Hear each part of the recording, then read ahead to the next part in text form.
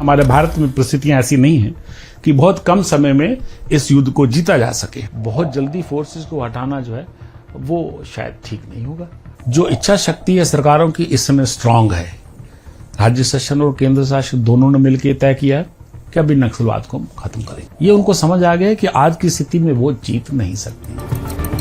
गंभीर विषय पर चर्चा करने के लिए हमारे साथ पूर्व वरिष्ठ अधिकारी आर.के. साहब है। बहुत सामान्य से सवाल है कि लोग नक्सलवाद और माओवाद को एक मान लेते हैं। देखिए, नक्सलवाद और माओवाद में बहुत ज्यादा अंतर तो नहीं है। छत्तीसगढ़ कैसे बेस बन गया सर माओवाद का? ये जो इलाका जो टेरेन है ये गुरिल्ला लड़ाई के लिए बहुत ही उपयुक्त है। 58 ईयर्स हमने क्यों उसको खत्म कर नहीं कर दिया? जैसे जो प्रशासन की जो पहुंच थी या इवन पॉलिटिकल जो वहां पर उपस्थिति होनी चाहिए थी वो कंपैरेटिवली कम थी। हजारों वेपन्स लूटे गए, 4-5 ही वेपन आइडेंटिफाई किए गए कि ये लूटे गए हैं।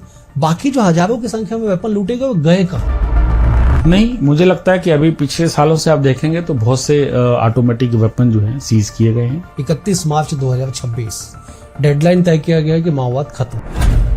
आप कितने सहमत हैं? जब से ये टारगेट दिया गया है फोर्सेस बड़ी अग्रेसिवली काम कर रही हैं। सर क्या बैकफायर होगा? देखिए, नक्सली माओवादी ऑलरेडी कमजोर स्थिति में है। ये लड़ाई का एक हिस्सा है। कुल मिला के हमको आगे बढ़ना है।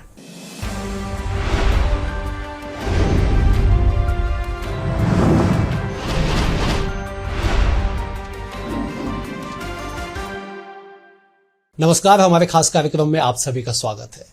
छत्तीसगढ़ एक ऐसा राज्य जिसे नक्सलवाद विरासत में मिली। राज्य गठन के साथ ही छत्तीसगढ़ में नक्सलवाद ने पैर पसारे और अंततः एक ऐसा समय आया कि पूरा बस्तर ही नहीं पूरा छत्तीसगढ़ नक्सलियों का गढ़ बना। कई तरह की चर्चाएं, कई तरह के हादसे, कई तरह की घटनाओं के बाद अंततः बस्तर और छत्तीसगढ़ शांति की ओर आगे बढ़ रहा है। आज इसी गंभीर विषय पर चर्चा करने के लिए हमारे साथ पूर्व वरिष्ठ अधिकारी आर.के. साहब है। आप डीजी नक्सल भी रह चुके। सर आपका बहुत स्वागत है हमारे खास कार्यक्रम में। सर एक बहुत सामान्य से सवाल है कि लोग नक्सलवाद और माओवाद को एक मान लेते हैं, जबकि दोनों दो विचारधाराएं हैं। बाद में मर्ज हो गया। जरा दर्शकों को एक बार थोड़ा दोनों के विचारधारा बता दीजिए कि क्यों नक्सलवाद और माओवाद अलग है और हम कैसे खात्मे की ओर बढ़ रहे हैं। देखिए, नक्सलवाद और माओवाद में बहुत ज्यादा अंतर तो नहीं है, लेकिन नक्सलवाद जो है वो नक्सलबाड़ी जहां से आंदोलन स्टार्ट हुआ था 1967 में वहां से जुड़ गया तो वो नक्सलवाद कहलाया। उस समय जो चारू मजूमदार जो उस समय का नेता था उसकी जो स्ट्रेटजी थी वो थोड़ी सी जो सीपीआई माओइस्ट बनने के बाद या पीपल्स वार जब ग्रुप बना उससे थोड़ी भिन्न थी।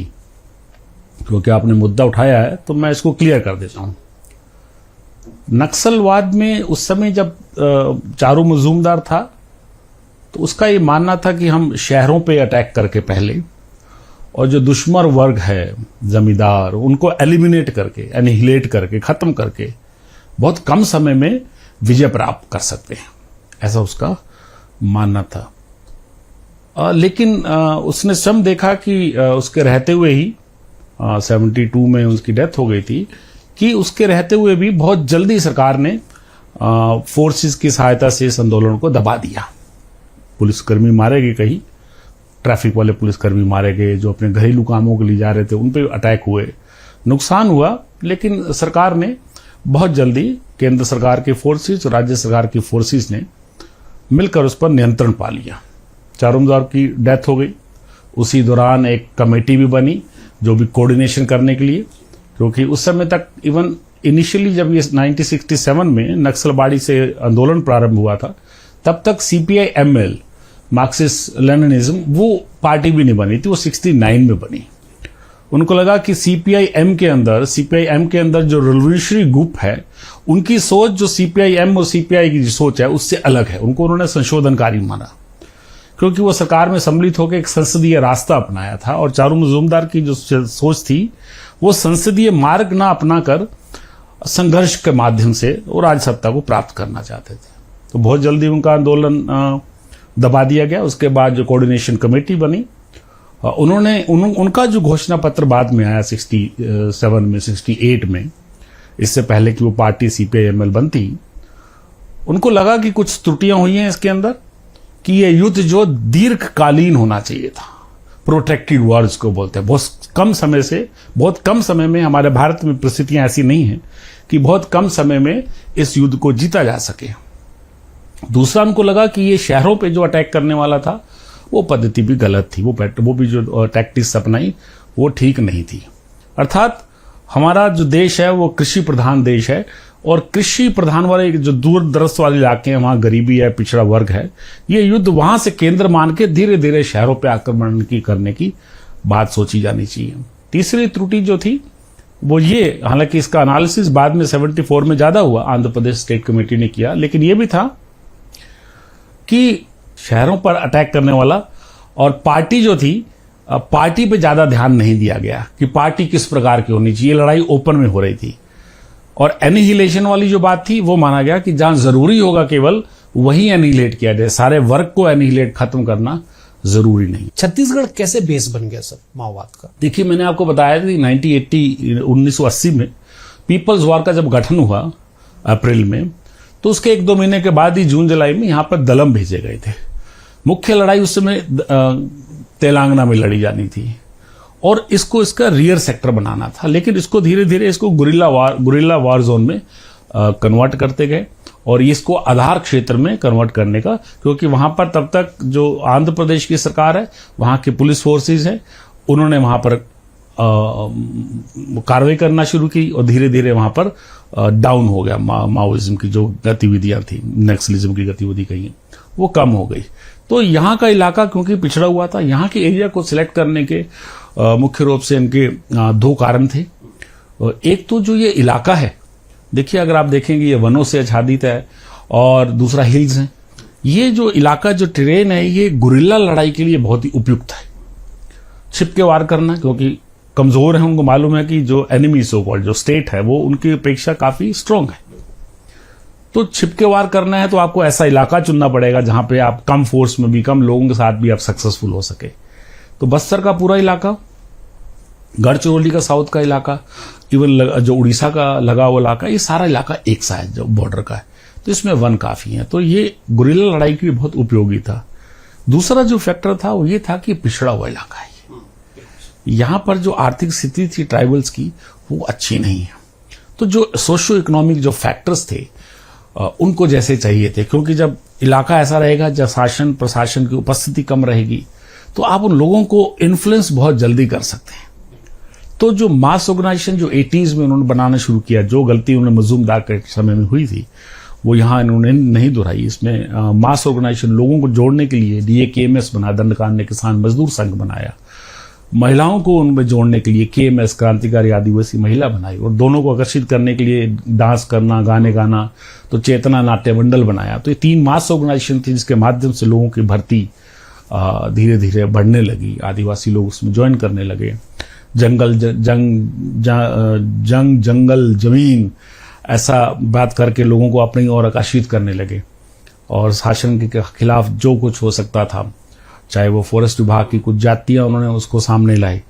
तेंदुपत्ता के रेट्स कम थे, आदिवासी महिलाओं के साथ कभी अत्याचार अगर होता था तो उसको वो सामने लाके कुछ ऐसे काम करके लोगों को अपनी ओर आकर्षित करने लगे। सरकारें क्यों देखते रहे, क्यों इनको पनपने दिया? 1967 टू 2025 तक हम कह रहे कि 2025 में समाप्त हो जाएगा, 58 ईयर्स, हमने क्यों उसको खत्म कर नहीं कर दिया जड़ से? देखिए 2 चीजें हैं, थोड़ा सा मैं यहाँ डिफरेंशिएट करना चाहूंगा कि उनके सिद्धांत और उनके आर्म काडर के बीच में लोग कई बार ये प्रश्न उठता है कि अभी माओवाद खत्म होगा या माओवादी खत्म होंगे।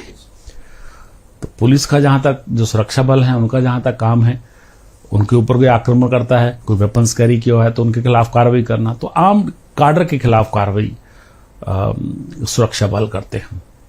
माओवाद एक सोच भी है, माओवादियों को ऐसा लगता है कि शोषित वर्ग और शोषण करने वाले वर्ग में बहुत अंतर है, अमीर गरीब में बहुत अंतर है, और ये अंतर तभी खत्म किया जा सकता है जब उस वर्ग को खत्म करते हैं। वो जो क्लास स्ट्रक्चर है, जिस वर्ग की बात करते हैं, क्लास स्ट्रक्चर है, वो उनको ऐसा लगता है कि हमारे यहाँ जो क्लास स्ट्रक्चर है अभी भी सेमी कॉलोनियल और सेमी इंपीरियलिस्ट टाइप का है। अभी हम साम्राज्यवाद के शिकार हैं। जो विकसित देश हैं, खासतौर पे पहले ब्रिटेन था और अभी अमेरिका है, कि हम उनकी राह पे चलते हैं, वो हमारा कच्चा माल लेते हैं और मार्केट हमको समझते हैं। अर्थात यहाँ के लोगों का शोषण जो है अभी भी जारी है। वो जो क्लास स्ट्रक्चर जिसकी वो बात करते हैं उनको लगता है कि उसको खत्म करना पड़ेगा जड़ से, तभी उसको मिटाया जा सकता है। तो ये तो सोच की बात हुई।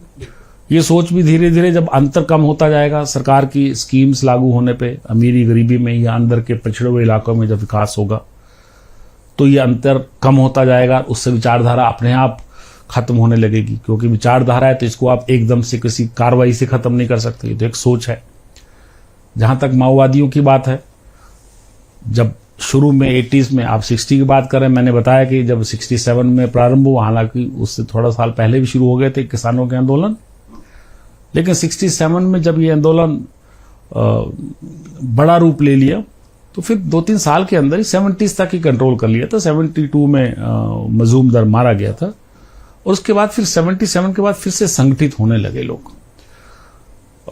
संगठित होने लगे तो 80s तक को संगठन जरूर धीरे धीरे फैलाव हो रहा था, लेकिन काडर्स की संख्या बहुत ज्यादा नहीं थी। एक बीच में समय आया 2005 में जब यहां पर सलवा जुलूम चालू हुआ। उस समय कुछ आपस में कुछ ऐसा टकराव हुआ या ऐसा आपस में संघर्ष हुआ कि उस समय इनकी भर्ती जो है माओवादियों की अचानक बढ़ गई, क्योंकि कुछ लोग माओवाद के खिलाफ थे और कुछ जो है उनको ऐसा लगा वो पीड़ित हैं शासन प्रशासन की, कि पुलिस ने कुछ जातियां की हैं, एसपीओ ने कुछ जातियां की हैं, ऐसी बातें सामने आने लगी। तो उस समय उनकी भर्ती थोड़ा सा बढ़ गई। कुछ बड़ी बड़ी घटनाएं हुई। कोरापुट पे अटैक हुआ, हजारों की संख्या में कारतूस लूटे गए, कई वेपन्स लूटे गए। फिर कुछ यहां भी कार्रवाइयां हुई, तो उनके पास हथियार ज्यादा आ गए शुरू में। राज्य सरकार को अपना जो सिक्योरिटी इंफ्रास्ट्रक्चर है उसको बनाने में समय लगा। धीरे धीरे चीजें स्वीकृत हुई। जब छत्तीसगढ़ बना था तो यहाँ का जो बल था वो कम था, यहाँ वैकेंसी ज्यादा आई, तो 20-22-23 हजार इतना कुछ टोटल बल था, तो लड़ने के लिए पर्याप्त नहीं था।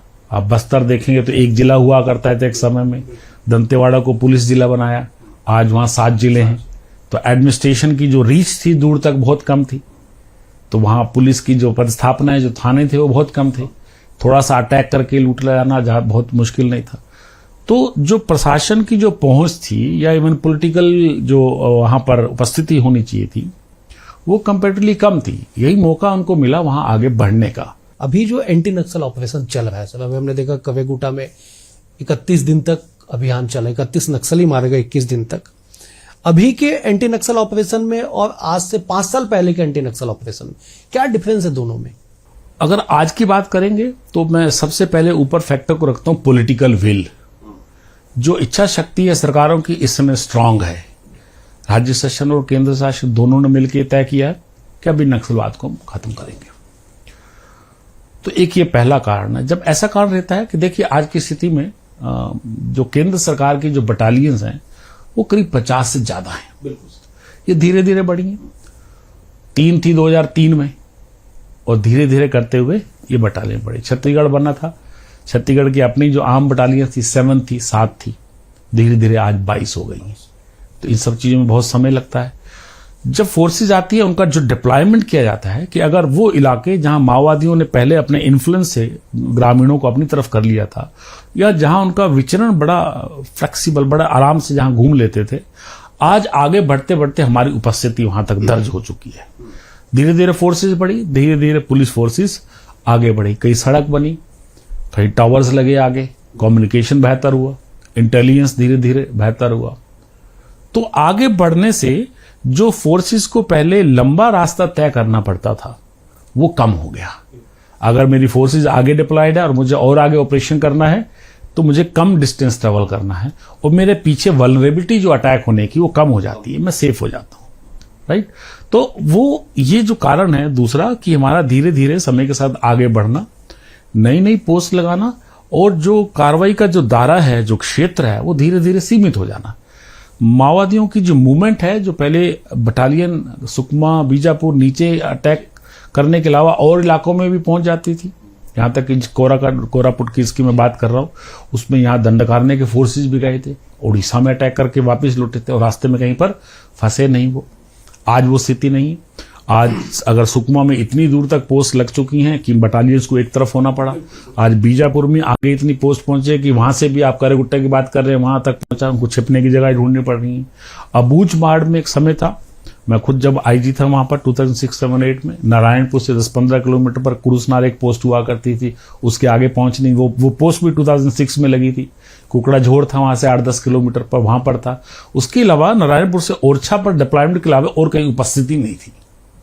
आज देखिए कहां तक आगे पहुंचे, बहुत आगे तक। जो ऑपरेशन हुआ बसवराजू को मारा गया, जी वो हाँ। तो उनके कोर सेक्टर में जाके मारा। जी हाँ, वो बिल्कुल अबूझमाड़ के कॉर्नर में है।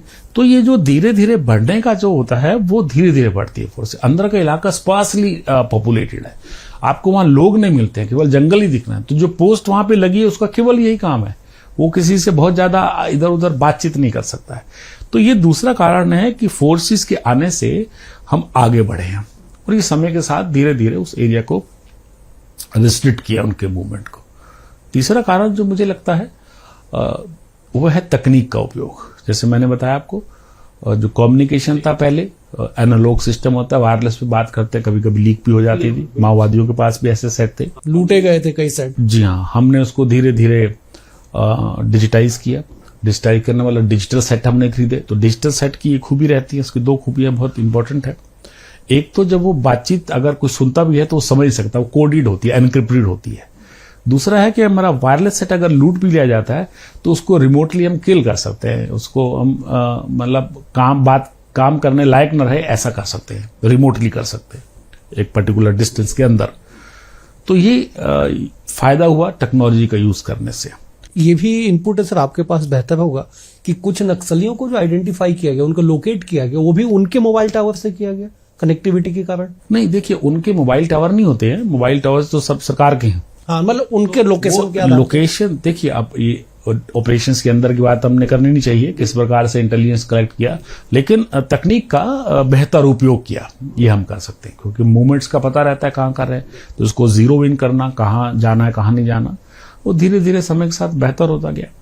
तो तकनीक का जो उपयोग है वो बेहतर होने लगा। जब मैंने बोला कि जब राज्य सरकार और केंद्र सरकार दोनों का एक जैसा अगर रवैया है, अभी पॉलिटिकल जो सोच है माओवाद के खिलाफ, तो उससे क्या जो फील्ड में जो स्टेट फोर्सेज और सेंट्रल फोर्सेज में जो कोऑर्डिनेशन होता है, समन्वय है, वो हमेशा बेहतर हो जाता है।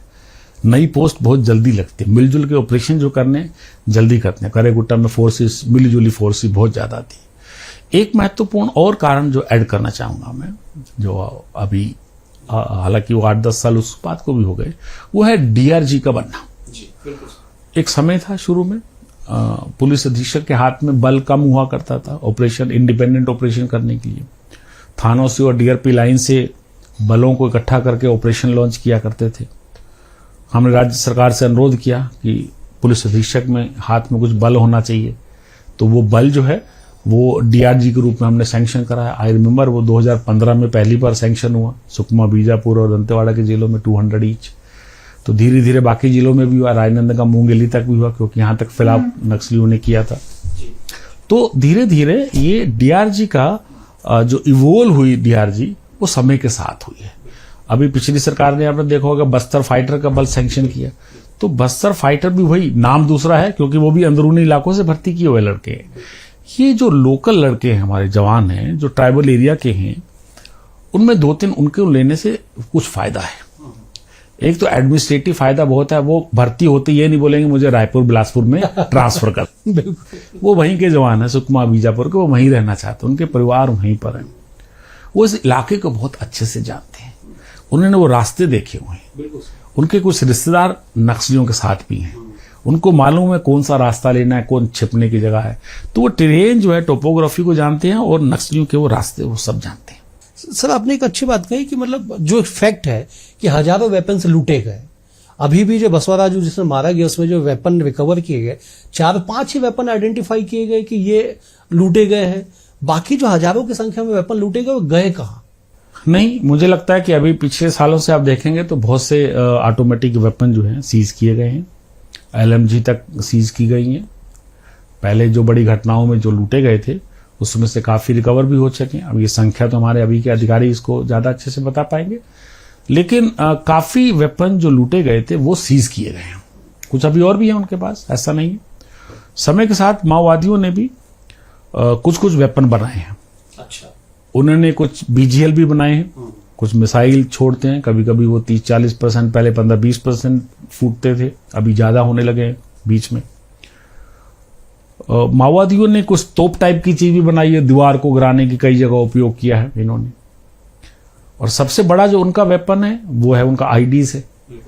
तो आईडीज बनाने में ये माहिर रहे हैं, चाहे वो रिमोट वाला था और चाहे वो कमांड वायर वाला आईडी था और चाहे वो प्रेशर आईडीज था। सभी प्रकार के वो जो उनकी ट्रेनिंग रहती है कम्युनिकेशन की, उसके अंदर वो सिखा देते हैं इस बात को।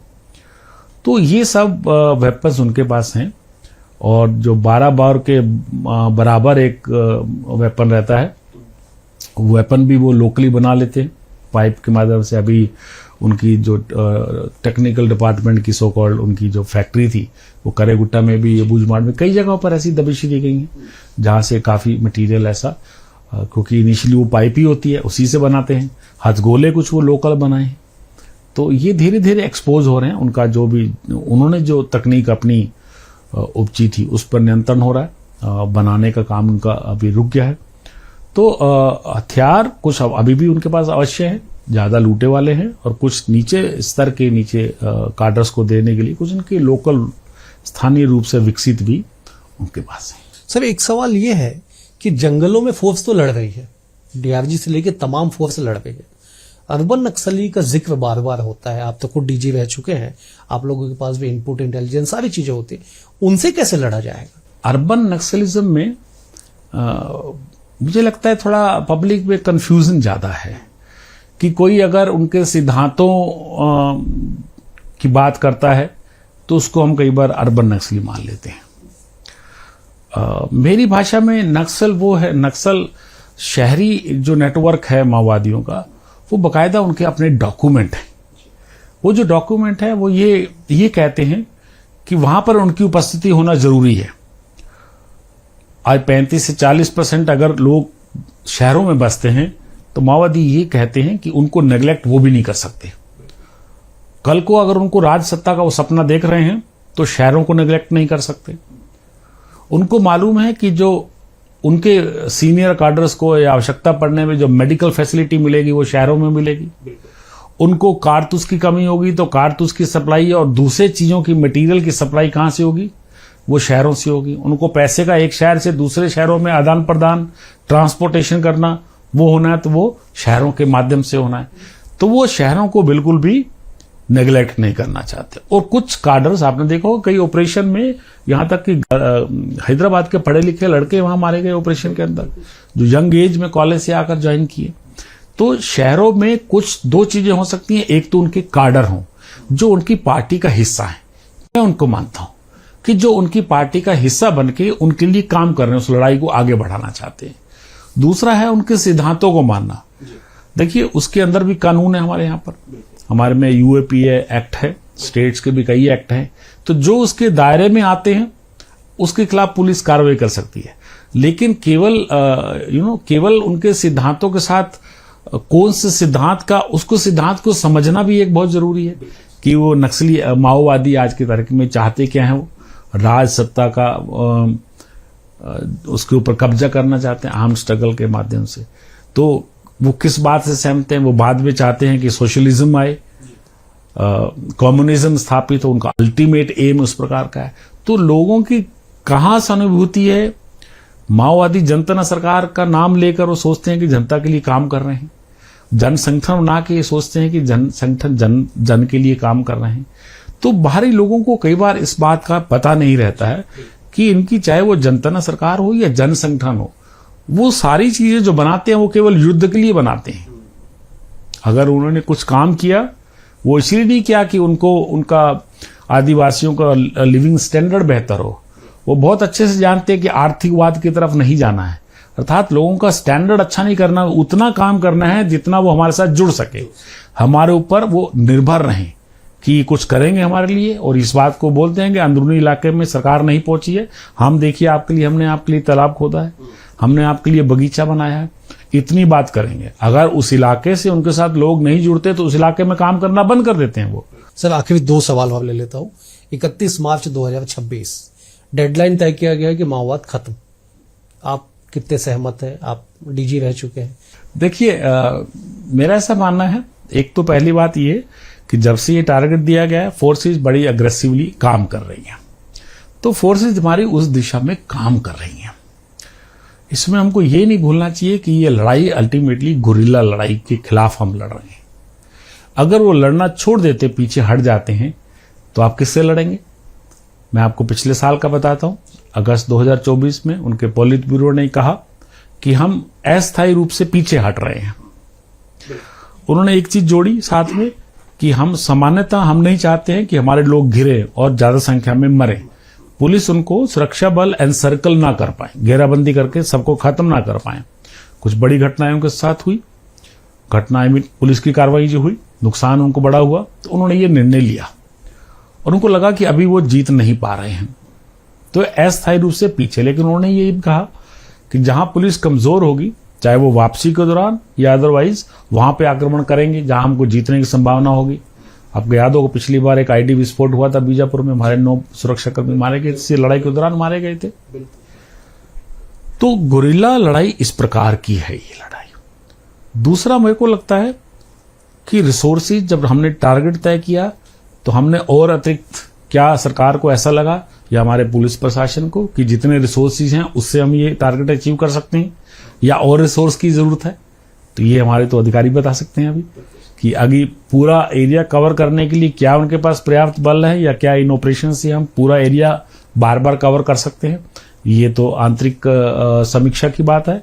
पर मेरा ऐसा मानना है कि अगर जैसे अभी कार्रवाई चल रही है, पर्याप्त ढंग से सिचुएशन को नियंत्रण में हम ला सकते हैं। सर, क्या बैकफायर होगा मार्च 31, 2026 के बाद? और दूसरा, क्या फोर्सेस वापस लौटेगी उस डेट के बाद, उस ऑपरेशन को फिनिश करने के बाद?